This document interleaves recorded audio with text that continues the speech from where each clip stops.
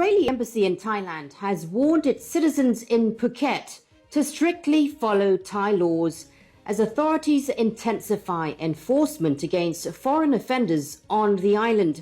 In a Facebook post, the embassy urged Israelis to act according to the procedures and the laws of the place, following Phuket's announcement of tougher legal measures.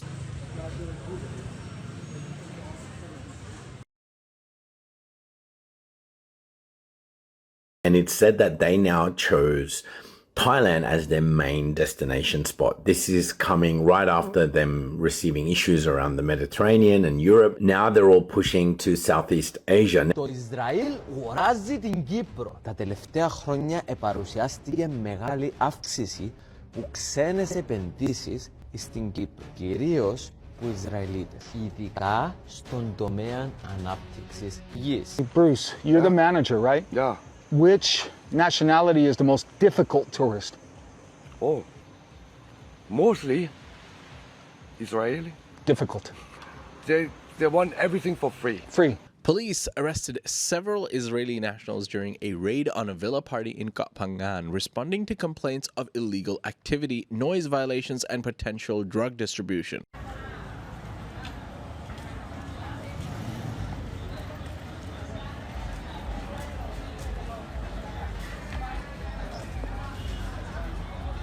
Western tourists don't have a great reputation in many parts of the world, but it's fair to say that none have a worse reputation than Israeli tourists.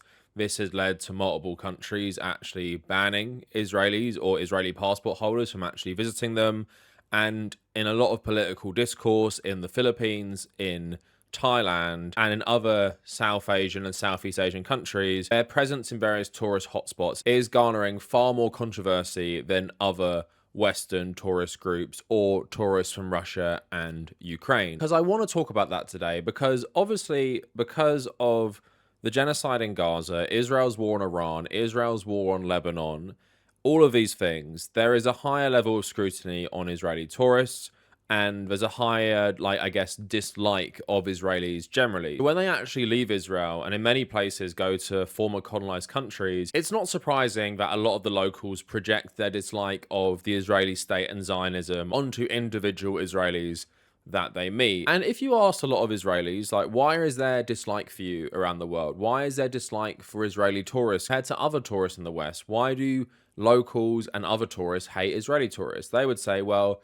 it's because of anti-Semitism. It's because these locals don't actually like Jewish people. And I feel like that's a very hard thing to claim when you're going to countries that historically don't have much relation with anti-Semitism at all. You can't really make the argument that Thailand and the Philippines has massive strains of anti-Semitism running through their society, because most of these countries don't historically have much experience with Jewish people, and anti-Semitism as we understood it until maybe Israel was created was a very Christian European thing. So if there was anti-Semitism in a place like the Philippines, which was a Spanish and then American colony, you can guarantee it pretty much came from the colonialists and not from local Filipino people. And although I would concede the point that often Westerners and Western leftists hold Israelis to a higher standard in some ways than themselves. So for example, I've been talking a lot about Graham Plattner on this channel because it seems that like 95% of American leftists seem to love this guy. And this guy who did 3 tours of Iraq willingly, he knew Iraq was wrong, and then he switched to the military after finishing his service in the Marines to go fight in Afghanistan, and then he became a Blackwater mercenary. A lot of Western leftists, they defend his service. They act like his service wasn't like totally gross and immoral. But if he happened to serve in the Israeli military, even as a conscript, doing like a desk job or something, they definitely wouldn't support him. So I do think there is a double standard, and I do think in general there is a double standard with the tourist stuff, because a lot of what Israeli tourists do are what a lot of Western tourists do. So like British people in Benidorm in Spain, it's essentially like a British colony, and there's loads of other tourist groups that have done this, Russians, British people, Australians in places like Bali, where Israelis don't go. So I do think there's a bit of hypocrisy where I see these TikToks from English people doing pretty much the exact same thing, but acting like when Israelis do it, it's actually way worse. But I think there's something to keep in mind, though. There is a massive difference with Israeli tourists in that most Israeli tourists that you will meet overseas, if you are someone doing like a backpacking trip, an 18-year-old British person or Australian, is you're likely to run into Israeli tourists who have just finished military service.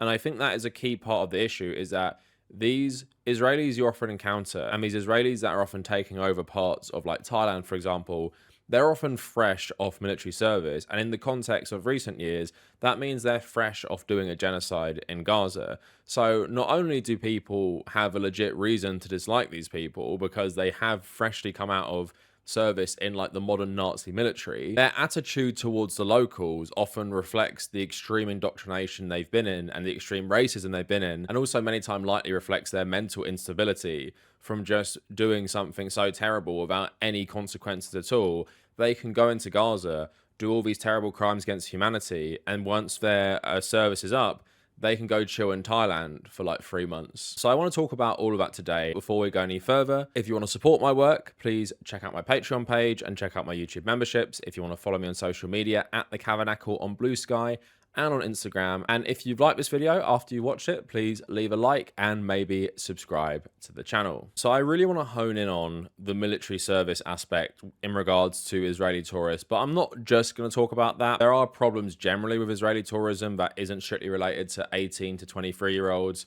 finishing military service and going to Asia to have parties and abuse the locals. And just on the thing I was talking about earlier, I have done traveling in Southeast Asia and I've met like people from various different nationalities. And I actually did get approached by an Israeli couple once. You know Halong Bay in Vietnam? I wouldn't recommend going there. It's such a tourist hellhole, like a tourist trap hellhole. But we were just doing the kayaking thing, me and my girlfriend, and then this Israeli couple came up to us. Obviously didn't know they were Israeli, thought they were French initially. They could have been dual citizens. And then we asked where they're from. They said they're from Israel. And the funny thing was, I was obviously polite. I'm a polite person. If you ever meet me in public, like a few of you have, I am very nice. They did ask me what I did. And I said YouTuber. But what was really awkward was I thought they were going to ask my YouTube channel name. They didn't.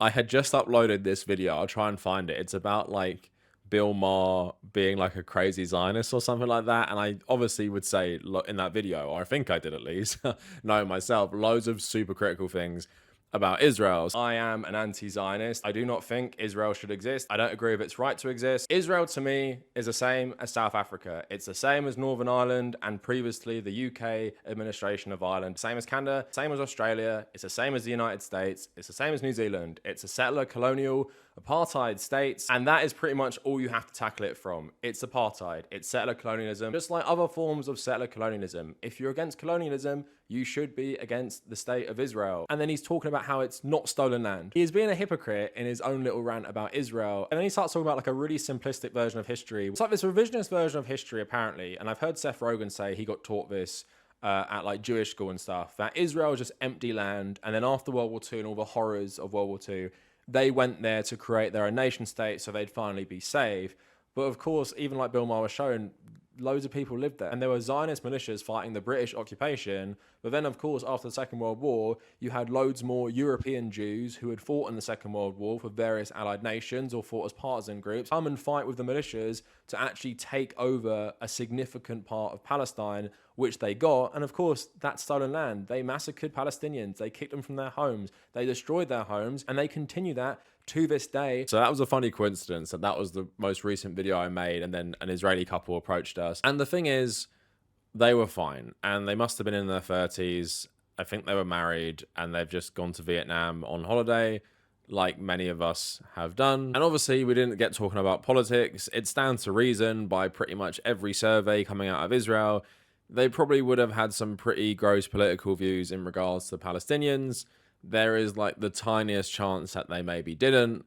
At the same time, we didn't get talking onto that. We had one conversation and then I didn't see them again. But I could obviously see from their age, their relationship, they were doing stuff a lot of Westerners do. And there are general problems with like Western tourism and all this culture that we can talk about. And I think that is in regards to all Westerners, not just Israelis. You'll see from the video, I'm not trying to be too fair to them, but I just don't really like hypocrisy sometimes where English people, especially coming from a country that have a history of creating all these issues, somehow think they're not immoral when engaging with the exact same stuff as Israeli tourists.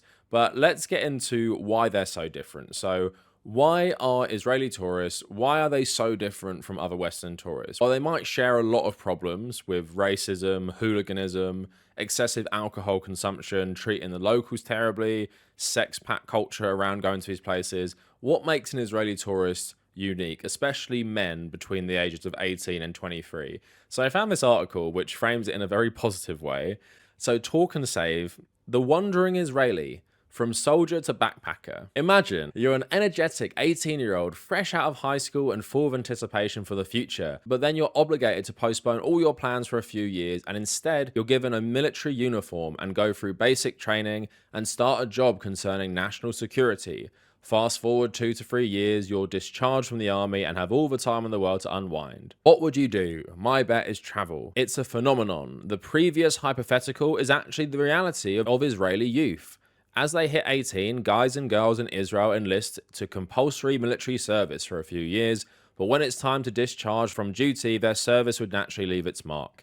Israelis between the ages of 20 to 24 find the need to escape and have fun after being relieved of great responsibilities. Each year, close to 50,000 post-military travelers find themselves backpacking around the world before the next significant chapter in life. That's how the Israeli backpacker became a global phenomenon. The backpacking tradition among young Israelis has been going on since the 70s, so local foreign businesses and popular tourist sites learn to adapt to the Israeli traveler. For example, some hostel employees are able to speak Hebrew. Restaurants provide Shabbat meals, and language workshops are designed for Israeli backpackers who want to learn the local language. Over the years, the backpacking population in Israel created a community of alum travelers to guide the next generation. Where do they go? On average, an Israeli backpacker will travel for about 6 months. Usually the destinations are pretty much the same. Roughly speaking, 30% go to South and Central America, whereas 60% travel the Hummus road, popular destinations among Israelis in India and Southeast Asia. People who go to India and Southeast Asia aim for a more relaxing and spiritually focused trip. Staying out on these trips has become a rite of passage in the lives of young Israelis. In fact, it's almost an expectation from individuals in their 20s. Some would say that the army service conveys an abrupt interruption of their growing up. As Israelis are to assume national security obligations, their maturing process is inevitably expedited at the age of 18. The post-army travel would work as a way to close the gap of those accelerated years. It allows Israeli young adults to reconnect with their inner youth, and in Hebrew, this trip is called the Great Trip, a trip where they face experiences and challenges outside their comfort zone, which will shape them into who they are. So that is what makes Israeli tourists stand apart. You don't really have this in Western countries like the UK, like Germany, like France, like Australia. You don't really have this mandatory military service that everyone has to do, and then there's a culture of straight afterwards you go backpacking. I would say in the UK there is a culture of middle class people maybe postponing university to go traveling in Southeast Asia, or maybe having a year off after university to do this traveling. That is fairly common. I would say like it's a fairly middle class thing. I wouldn't say it's exclusively. There isn't really this culture developing from the 70s that everyone does it. I would still say, as a young person who didn't go backpacking but has traveled around Southeast Asia, I would say a lot of people I know have gone there, but mainly for holidays and not so much for backpacking. That is just a general overview. But in the context of the last few years, that means these soldiers would have been in active combat in terms of fighting Hezbollah, fighting Iran, and also doing the genocide in Gaza. So after they do all those terrible things, they then get a nice break and they head to South America, which I'm not really going to talk about today, although some people did tell me about Brazil in the comments of my last video, but also Southeast Asia. And you see stuff like this. This is just like how brainwashed they are. The Israel subreddit is actually pretty funny. I can't comment. I've been banned for years. Traveling Southeast Asia, lots of stickers dotted around of IDF soldiers in Hebrew. Just curious, I'm currently traveling around Thailand. Along the paths, there tend to be a lot of stickers of smiling IDF soldiers and what I think is Hebrew. Just wanted to ask why people stick them up everywhere. The comment saying, I believe it's from the culture of people traveling when they finish their army service and paying tribute to their fallen comrades. Soldiers who have died in the recent war, it's a way to bring them with you, as they had probably planned to take the trip together before they had fallen. Israelis usually leave stickers where we go. My friend was traveling in remote villages in Africa and he saw Hebrew stickers there. Those smiling IDF soldiers are probably dead, and that is absolutely tragic, and the stickers are to commemorate them. So doesn't that just warm your heart? Soldiers fresh off doing a genocide, bring pictures of the fallen SS soldiers they were doing it with, and then they start sticking the soldiers' faces in countries that have often suffered from the same type of colonization as Palestine. Lack of awareness is so insane to me that these people do this. And they do it in countries that are pro-Palestine as well, like India and Vietnam. And speaking of India, again, a country that I'm not going to focus on too much, but a country that does play a big role in the Hummus Road, this travel that these soldiers do afterwards. They come here to India. To Goa, Himachal, Dharamkot, Pushkar, and Kasol, also known as the Hummus Trail, built around Israeli backpacker culture. Every year, 30 to 50,000 Israelis travel to India. The number goes up to 80,000. India is one of Israel's biggest getaway destinations. So what exactly is happening? These are not your usual journeys. These are state-sanctioned and military-approved detox trips that the IDF is taking to India. Israel also calls them the post-army big trip for their soldiers to disconnect from what they've done in Gaza. As the genocide in Gaza continues, an article documents the IDF holidaying in India as Israelis fresh out of foot shouldering this brutal offensive, with hostels in Dharamkot covered in stickers and flags glorifying IDF units active in Gaza. Goa hosts raves and drug parties. Dharamshala has an Israeli enclave called Mini Israel. In Pushkar, shopkeepers speak Hebrew and dhabas serve Israeli food, and along the Varanasi Ghats, menus rename their dishes after Israeli tastes. In Kasol, a white-only Israeli cafe has been documented. Basically, India has become a rehab center for IDF soldiers committing genocide in Gaza. This article by Sarah Rada Pelham, Ashrams for War Criminals. So India right now has a reputation for being fairly pro-Israel, mainly because of the connection between Hindu nationalism and Zionism.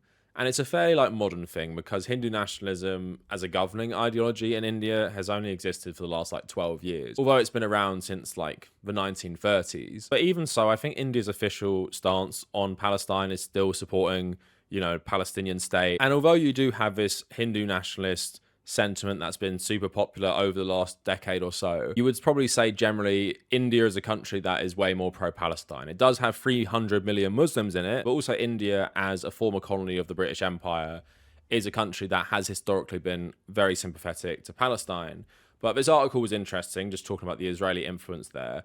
So, Chabad houses, Israeli flags, and Hebrew advertisements. Such are my memories of visiting family in India as a Bengali Jew who grew up in Jerusalem amongst the region's militarized checkpoints, partition walls, and occupation forces and refugee camps. These images were too familiar. In India, however, a country supposedly free from colonial rule, Israel's presence felt out of place. When I returned to South Asia last summer, I was struck by how much Israel's influence had festered. Alongside the Israeli flag, hostels, cafes, restaurants, and bars were now adorned with stickers promoting Israel's occupation forces in Gaza. As their regime enacted genocide, Israelis fresh out of foot soldiering this brutal offensive had clearly been enjoying a holiday. Along with Sri Lanka and Nepal, East Asia and South America, India has long been a primary destination for Israelis to fulfill a post-army rite of passage, the detox trip abroad. Upon completion of their military service, the Israeli government grants soldiers a discharge bonus, which functions like a corporate wellness package. Former soldiers often use these bonuses to subsidize their travel, and the Indian detox program offers Israelis a cheap indulgence in spirituality, with retreats to ganja-riddled Hindu ashrams and yoga getaways to hilltop Buddhist monasteries. Colonial dynamics are apparent in interactions between Israeli tourists and the local community.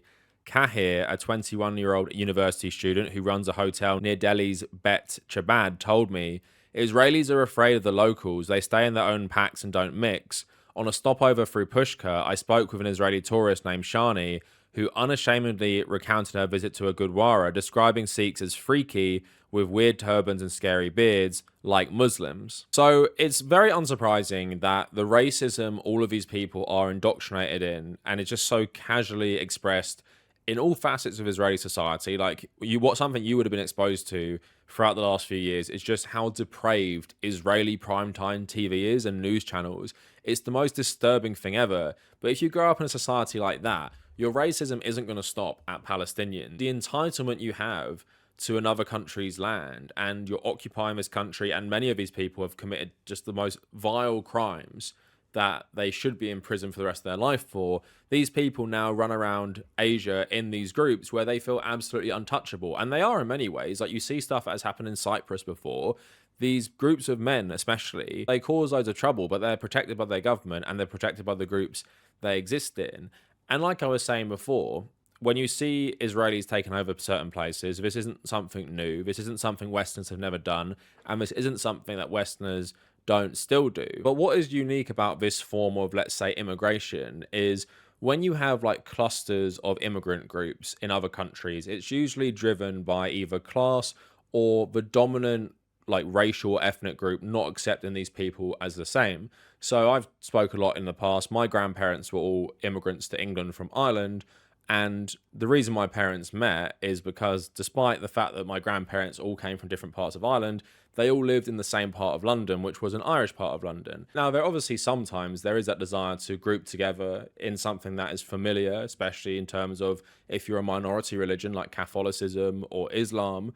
I understand that to a degree, but there's also that element of these people aren't accepted by wider society as equal, so they often have to rely on each other for that solidarity and that community solidarity, and they often don't have a choice because often where they live is like the poorest parts of these cities, which often happens with various different immigrant groups in London. But what changes in places like Bali, and I made that video recently where Israelis don't tend to go to Bali because Indonesia doesn't accept Israeli passport holders for the most part, is you had a lot of British, Russians and Ukrainians buying up land and developing like these gated communities. And it's basically like they want to migrate to these countries and they want to put themselves at the top of society and self-segregate so they can enjoy the benefits of living in a poorer country while having the same lifestyle as back home for cheaper. And they're creating these enclaves to benefit themselves and to create some sort of like neo-colony in India, Sri Lanka, Thailand, and the Philippines. So when people often say that people not liking immigrants from developed countries to poor countries, that it's not based on like some sort of xenophobia of them hating us, like how, for example, my grandparents were hated for being different. It's not based on that. It's based on what they do to the countries once they get there. So India is suffering from this problem as well, but Thailand and the Philippines is what I want to focus on. And again, talking about the military aspect, so the Times of Israel reporting this, so this is last year, on a serene Thai island, a holistic healing center provides relief for traumatized Israelis. Thousands of Israelis left their homeland seeking respite from the constant reminders of the never-ending war. Among them is Daniel, an Israeli reservist who found himself in Thailand with his wife and children after serving lengthy rotations in Gaza. I was emotionally unstable, really struggling. When I arrived at David's Circle for the first time, I remember meeting Sergev, a former IDF mental health officer. That conversation was a spark of hope when nothing else seemed possible. David's Circle, the sanctuary, is in Thailand's scenic island of Koh Phangan, in which it is estimated that about 600 Israeli families reside and thousands more visit for short-term stays. For Daniel, the IDF reservist, David's Circle in Thailand became an anchor amid emotional chaos. I remember the day I first arrived, I was going downhill, nothing looked possible and nothing looked hopeful. I experienced this medicine drop by drop, he says, noting how arts workshops and community connection transformed him. Now it's really different. I'm speaking from an angle where I'm looking back. It's a completely different world. Now, if you think this story kind of sounds familiar, that's because recently, on the same island, illegal Thai school found to be caring for 89 Israeli children. The Nation reported that the raid on the school occurred after complaints on social media about Israelis operating illegal businesses in Thailand. So if you have 89 Israeli children in an illegal school on the same island where you have this retreat for IDF war criminals, it's fair to say the Israeli presence in these Thai islands is massively expanding. And 300,000 people in a country with a population of what, like 8 million, where 2 million are Palestinians and Arab Israelis, is a very high percentage of Israelis going to places like Thailand. And like I said, they're not mixing with the local community. They're not teaching English or anything like that. They're creating these settlements to rehabilitate the minds of the people who carried out the genocide in Gaza and for people to settle down and create these exclusive enclaves. Like I said before, it's not unique to Israelis doing this. Lots of Western immigrant groups are doing this, but at the same time, you can see why locals get angry about this, especially when the land they're buying up is being used to host people who've done these terrible crimes in countries that typically are pro-Palestinian. So Haaretz, which is like a liberal Israeli newspaper, also did an article on Koh Phangan as well, where they speak about the massive Israeli presence on this particular island. Following a complaint from a French national, authorities arrested 4 individuals identified as Israeli soldiers during a drug party on Koh Phangan. The site was reportedly hosting a gathering where illegal substances were consumed and traded on. The arrests signal a crackdown on illicit nightlife activity in tourist areas. Thank you. You are not welcome here. That's enough. I'm sorry, but your money, but my money, okay, build your country. Oh, wow. Okay, keep that. Police in Copenhagen arrested 4 Israeli men after raiding a villa party where they found dangerous poly drugs disguised as Labubu character pills. There was also just a larger scandal brewing in Koh Phangan, and that's because Israelis have been buying up loads of land over the last couple years, but it's essentially a Ponzi scheme where locals have been kind of scamming them and selling them land which they're not allowed to do, and Israelis aren't actually allowed to own under Thai law, because it is hard to own land under Thai law. So this has caused like a massive influx of Israelis try and build like their dream villas, and also just wasting loads and loads of money and scaring away other tourists, because this island is now becoming completely dominated by one group of tourists who are seeking to build their own enclave, which is exclusive to them. Now it emerges that this tropical postcard concealed a real estate frenzy during the wartime wave of immigration, probably drawing in thousands of Israelis before reaching a boiling point. A month and a half ago, the lid blew off the kettle amid a series of arrests, court orders, and halting constructions and fines. In short, the golden age of Israelis on Koh Phangan appears to have ended, because for the Thais, enough was enough. It's a small island off the eastern coast of Thailand with a population of about 13,000, and for decades it was identified with the famous full moon parties. The Israelis aren't alone here. There are quite a few French residents, Russians, Brits, Germans who have done the same thing. Thailand welcomed these tourist immigrants who obtained digital nomad visas or renewed tourist visas every 2 months via brief journeys across the border. Local corruption enabled minor violations of real estate and business-related laws to proliferate as authorities looked the other way. But now it's apparent that the wave of Israeli immigration was more than the island could handle, and these days Israelis are keeping a low profile, shuttering businesses and even leaving. Foreigners in Thailand aren't actually allowed to own the land. They can buy apartments in designated buildings, and properties can be leased for 20 to 30 years, but the Israelis who arrived were hungry to acquire their dream homes with the enthusiastic help of locals who saw the influx and wanted to make a quick bat.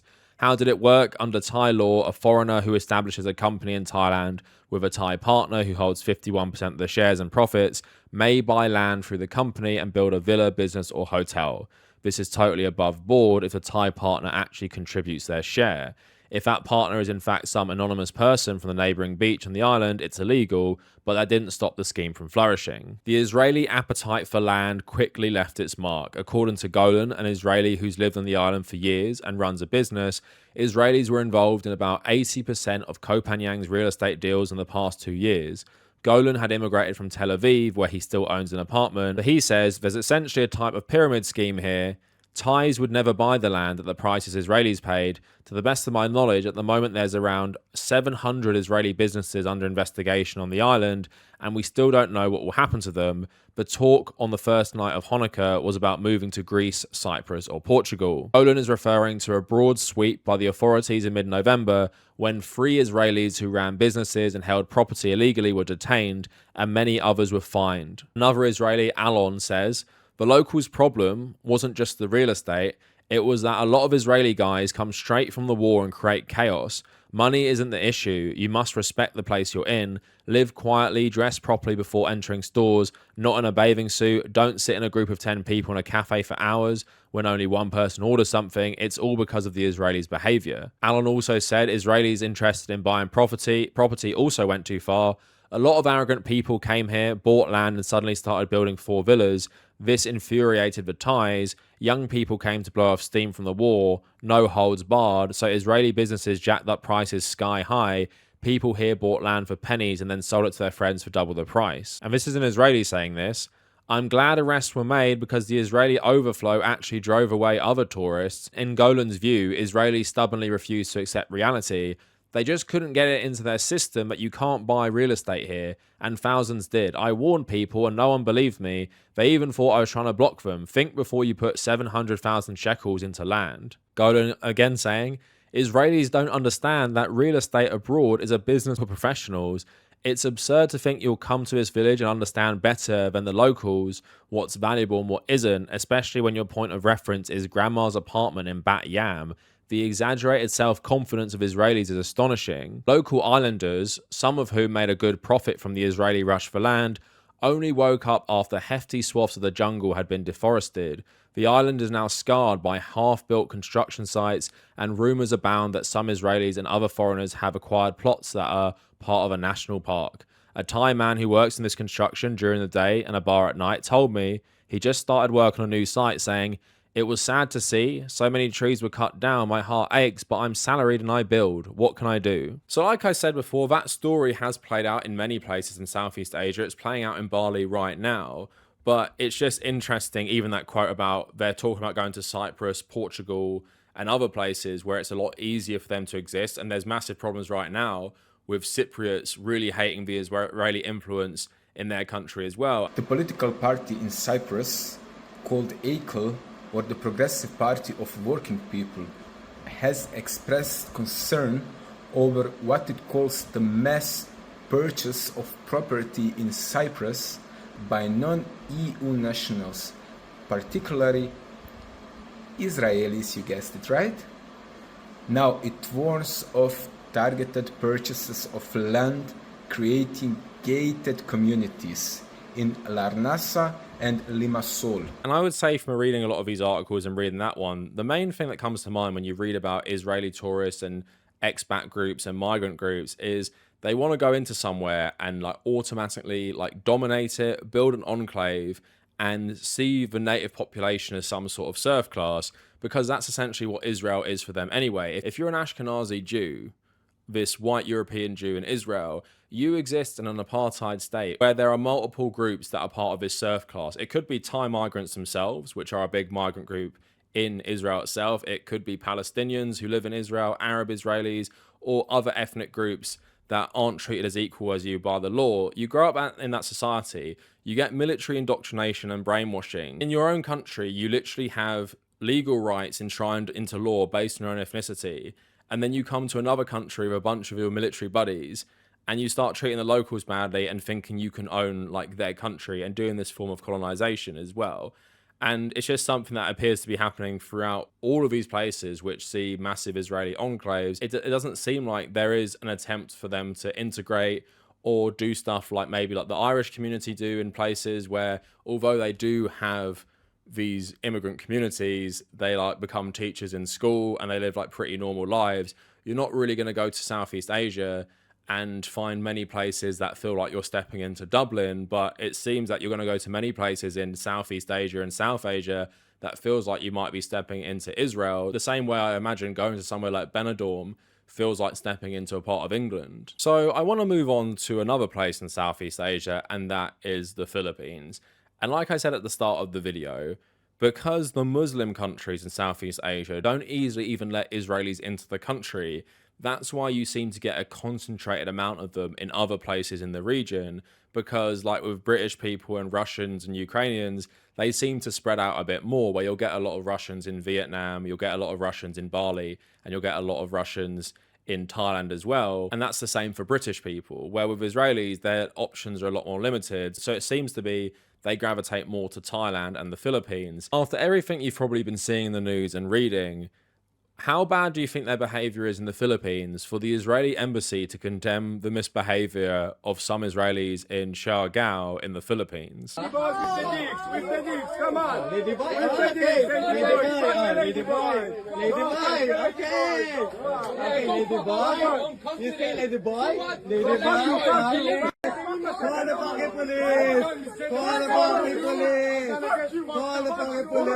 Hey guys, there's this growing tension in Siargao about Israeli tourists, and as someone who loves Siargao, I feel like this needs to be said. While tourism helps the community, but what happens if the tourists itself start disrespecting the locals? Disclaimer lang guys, not all tourists or not all Israelis are like this, but based on my encounters and based on what the locals are saying, they've noticing some patterns that they've kind of like observed lately. Some of Israelis there are, disrespecting locals, the businesses, they're leaving false bad reviews. Meron pa akong narinig na they were in a fight with LGBTQ community, like verbal fight, and then it leads to physical aggression. So may nagtapo ng bato sa mga locals or sa mga LGBTQ locals. The Embassy of Israel in the Philippines said it will not tolerate reported misbehavior by Israeli tourists in Siargao following complaints from local residents. Israeli Ambassador Dana Kirsch said the embassy is aware of reports and is coordinating with Philippine authorities.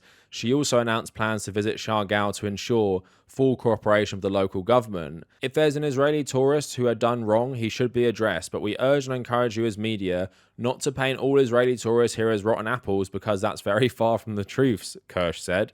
One of the incidents involved the confrontation in General Luna, where a foreign man was taunting and arguing with a group of Filipinos. In the viral video of the encounter, which I think I have for you, the man appeared aggressive, even picking up a stone while being restrained by companions.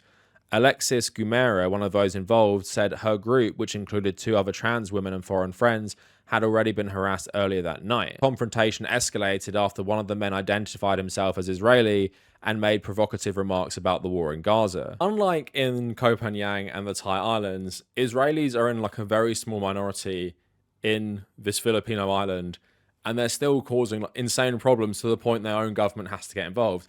And as I was saying before, there have been terrible multiple incidents where the government actually backs them. It backs Israeli tourists all the time. So you know they're being terribly behaved on this island, and it's not surprising they love to bring up Gaza. Like when we have those football hooligans rampaging through the Netherlands, they're chanting about killing Arabs, right? And they're going to actually Arab places in the Netherlands to chant this and provoke them. There is clearly something deeply wrong with the Israeli mindset and Israeli culture as a whole that makes them act this way to other people and constantly provoke people.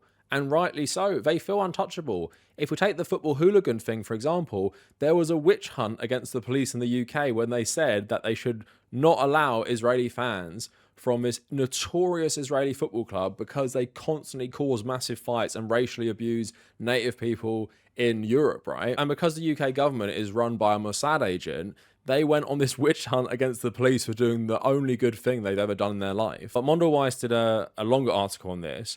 Filipinos reject Israeli tourism amid the Gaza genocide. So in mid-2024, a number of local Filipinos in Siargao began to show their support for Palestine. Some covered over Israeli stickers posted in public places with their own Free Palestine messages, and others talked about holding a protest, and a few began to be vocal on social media.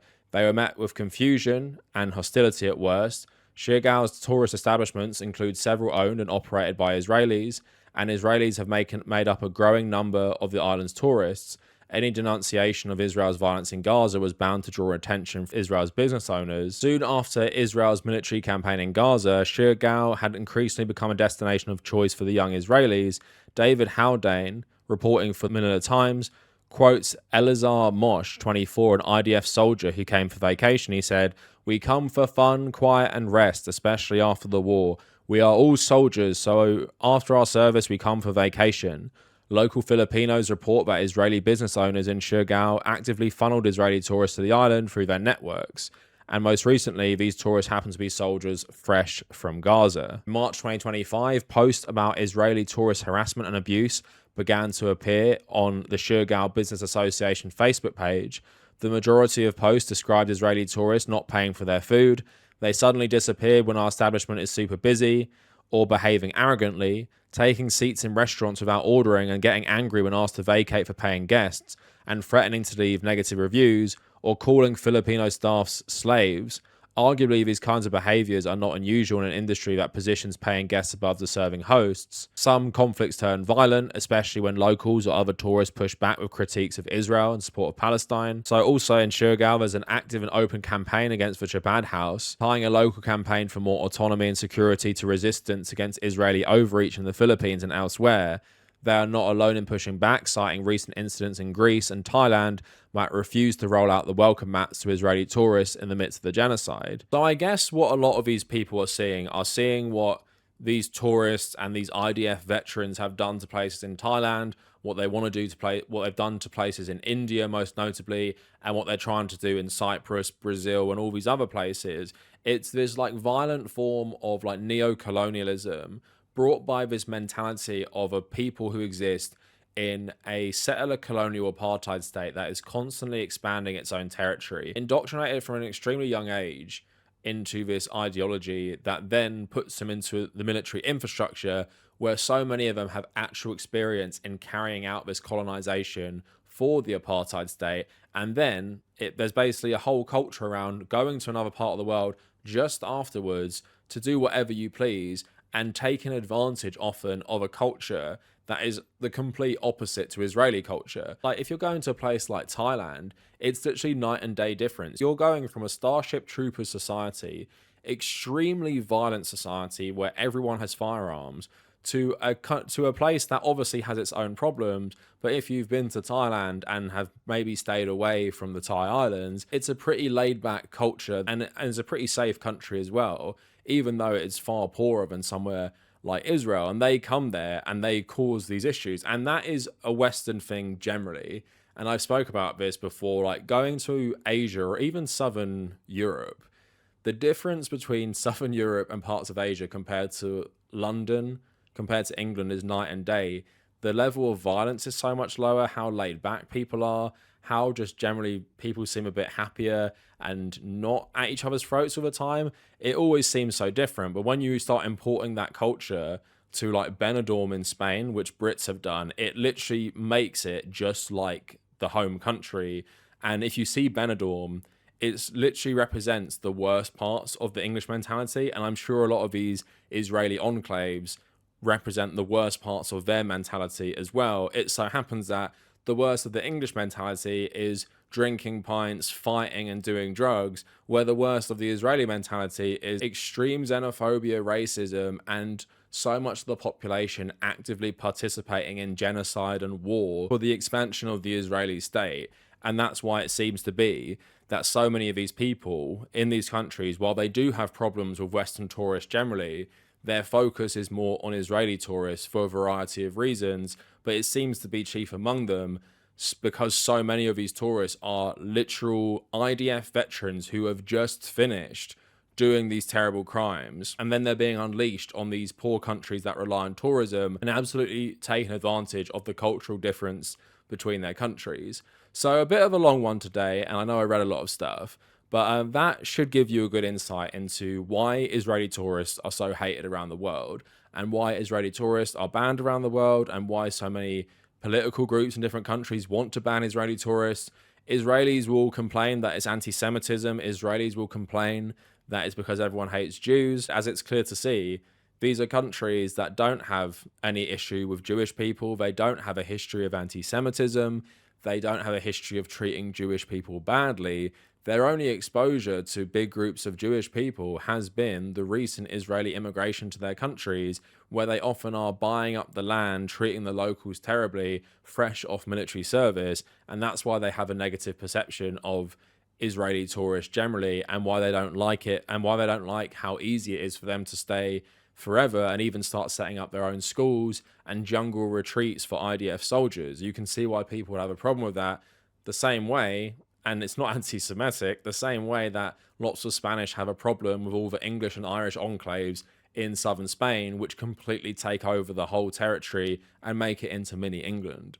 So that is it for the video. Let me know what you guys think in the comments, and if you made it this far, thank you for watching.